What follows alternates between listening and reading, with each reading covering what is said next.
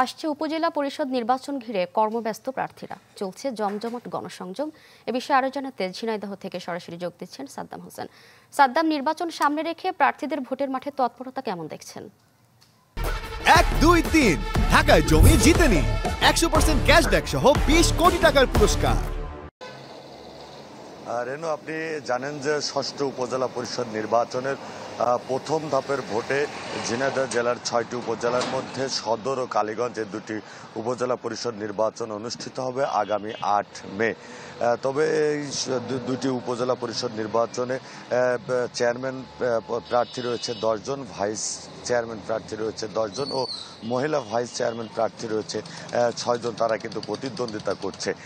তো আসলে আর সপ্তাহখানেক পরেই কিন্তু ভোট গ্রহণ অনুষ্ঠিত হবে, যার ফলে কিন্তু প্রার্থীরা তারা প্রচারণা কিন্তু জোরে সোরে চালাচ্ছেন এবং প্রার্থীরা তারা ভোটারদের কাছে যাচ্ছেন এবং তাদের ভোট প্রার্থনা করছেন, সেই সাথে দিচ্ছেন নানা প্রতিশ্রুতি।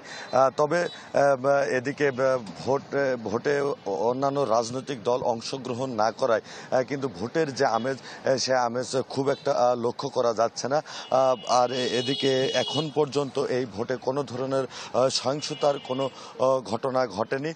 তবে ভোট সুষ্ঠু করতে এবং আইন শৃঙ্খলা পরিস্থিতি স্বাভাবিক রাখতে সব ধরনের ব্যবস্থা গ্রহণ করা হয়েছে বলে জানিয়েছেন জেলা রিটার্নিং কর্মকর্তা। আর এদিকে ভোটাররা বলছেন যে ভোট কেন্দ্রে তারা যেন নির্বিঘ্নে গিয়ে তাদের সেই ভোটাধিকার প্রয়োগ করতে পারেন এবং তাদের পছন্দের প্রার্থীকে যেন বেছে নিতে পারেন, এমনটি তারা প্রত্যাশা করছে।